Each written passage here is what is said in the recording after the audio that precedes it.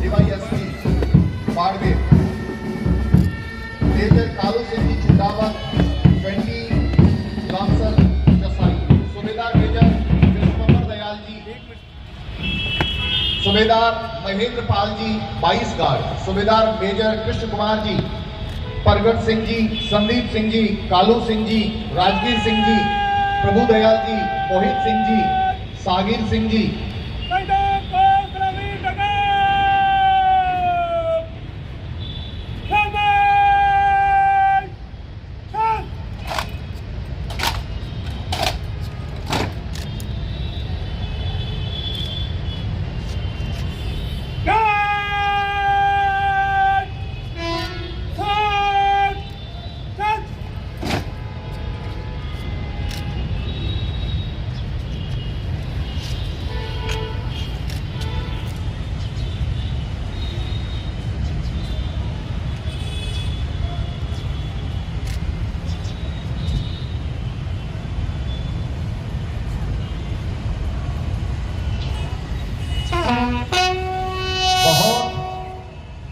बड़े फख्र का विषय है हमारे बीच में।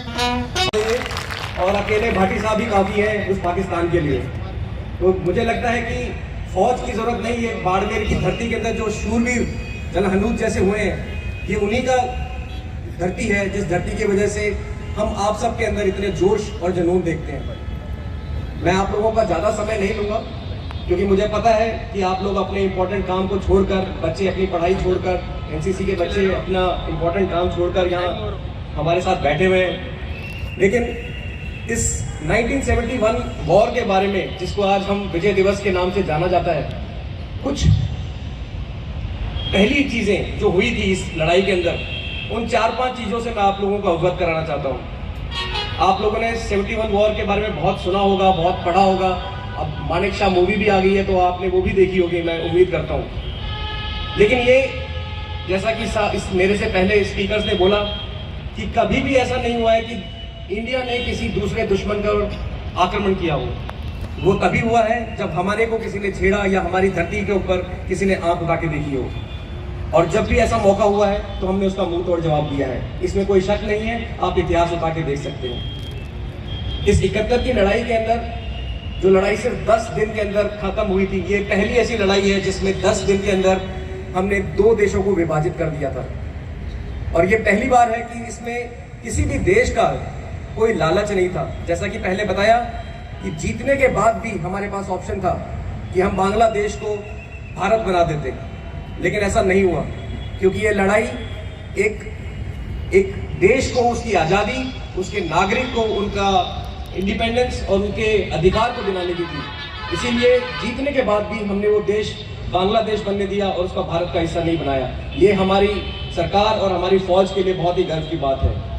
ये पहली बार था जिसमें एयरफोर्स, नेवी और जैसे कि बताया गया कि बीएसएफ, हर किसी सर्विसेज ने मिलकर पार्ट लिया। क्योंकि आप समझ सकते हैं कि एक तरफ वेस्ट में पाकिस्तान था और एक ईस्ट में पाकिस्तान था, बीच में नदी थी और पीछे समुद्र था।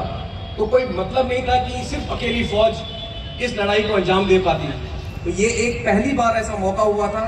उसके बाद से ये मौके कंटिन्यू चल रहे हैं, लेकिन पहली बार ऐसा मौका हुआ था कि देश की जितनी भी शक्ति थी वो एकजुट होकर इस लड़ाई को लड़ी और इसको अंजाम दिया गया। साथ ही जो 92,000 हमने पाकिस्तान के सोल्जर्स को हथियार गिरवाए थे, ये भी पहली बार हुआ कि उनको हमने अपने जवानों से अच्छा ट्रीटमेंट दिया, क्योंकि ह्यूमन राइट के हिसाब से उनको ट्रीटमेंट देना था। और आज अगर वो पाकिस्तान में हैं तो हमारे ही वजह से हैं। और वो भी यही बोलते हैं कि काश हम इंडियन आर्मी में होते। तो ये हमारी इंडियन आर्मी की बहुत बड़ी बात है कि हम जब दुश्मन से लड़ते हैं तो दुश्मनी भी निभाते हैं और दोस्ती भी निभाते हैं, क्योंकि ह्यूमन राइट के हिसाब से हमें उनको सोल्जर की तरह ट्रीट करना था, वो हमने किया। और लास्ट जो ये लड़ाई जीतने के बाद एक फोटोग्राफ आप लोगों ने बहुत बार देखी होगी, इसमें जनरल जगजीत अरोड़ा और नियाजी खान बैठकर सरेंडर सर्टिफिकेट साइन कर रहे हैं। ये इतिहास में फोटोग्राफ मुझे नहीं लगता किसी और देश के पास होगी। तो हमारा एक ऐसा देश है जिसके पास ये ऐसी फोटोग्राफ है, और मैं गर्व से कहता हूं कि इस फोटोग्राफ को दिखा कर हम आगे भी अपने देश को इसी तरीके से रक्षा करते रहेंगे। इसके अलावा 1971 के बारे में मैं ज़्यादा नहीं बोलूँगा, लेकिन आप सबसे बस ये कहना चाहता हूँ कि आप लोग जो यहाँ बैठे हैं, मेरा ये मानना है कि आप लोग हमारी शक्ति है। अगर आप लोग नहीं होते तो जो आपके भाई हैं, जो आपके भाई लोग देश पे सेवा कर रहे हैं, या जो आप बहनों का रोल कर रही हैं, माताओं का रोल कर रही हैं, मैं सबको शामिल करता हूँ कि आप सबकी वजह से ही फौज है और फौज की वजह से ही हम पूरा देश है। ये लड़ाई जो 1971 की थी वो जीती इसीलिए गई क्योंकि पूरे देश हमारे साथ था। और जैसा कि भाटी साहब बता रहे थे कि माताएं हमारे लिए दूध, रोटी, सब्जी सब लेकर आती थी, वो तभी संभव है जब ऐसी देशभक्ति के जवान और हमारे देशभक्त के लोग हमारे सामने बैठे हों। तो मैं धन्यवाद करना चाहता हूं और मैं चाहता हूं कि एक बार आप सब मिलकर अपने लिए ताली बजाएं, अपने देशवासियों के लिए बहुत सारी ताली बजाएं। अंत में मैं मेरे दाहिने बैठे बच्चे जो एनसीसी से हैं और स्कूल से आए हुए हैं और नर्सिंग डिपार्टमेंट से भी हैं, तो मैं इन सबको अपनी तरफ से धन्यवाद देना चाहता हूं। और बहुत अच्छा लगता है, मैं अभी साहब से बात कर रहा था CO-74 आर्मर्ड रेजिमेंट से, कि आप लोगों के अंदर मैं अपनी झलक देखता हूं। कुछ समय पहले था, 20 साल पहले मैं उधर बैठता था और मैं एनसीसी में था उस टाइम पे, तो मैं देखता था कभी मुझे इधर आने का मौका मिलेगा।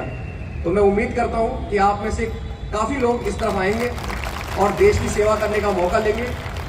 लेकिन इसी सांस में मैं दोबारा एक और बात कहना चाहता हूं कि देश की सेवा सिर्फ फौज में रह के नहीं होती है। देश की सेवा हर कोई जवान, हर कोई देशवासी अपनी अपनी जगह पे कर रहा है। तो ये मत समझिए कि अगर आपको देश में फौज में आने का मौका नहीं मिला तो आप देश की सेवा नहीं कर रहे हो। चाहे आप मेडिकल हो, आपने वैक्सीन वॉर देख ली है, कोरोना हुआ था तो हमारे सबसे बड़े जो सैनिक थे वो हमारे डॉक्टर्स थे। अगर कुछ और होता है, अगर कैलामिटीज आती है तो हमारे इंजीनियर्स हमारे देश के सबसे बड़े रक्षक बन जाते हैं। तो जिस फील्ड में आप जा रहे हैं, मैं आपके माता पिता अगर यहाँ पर हैं उनसे उम्मीद करता हूँ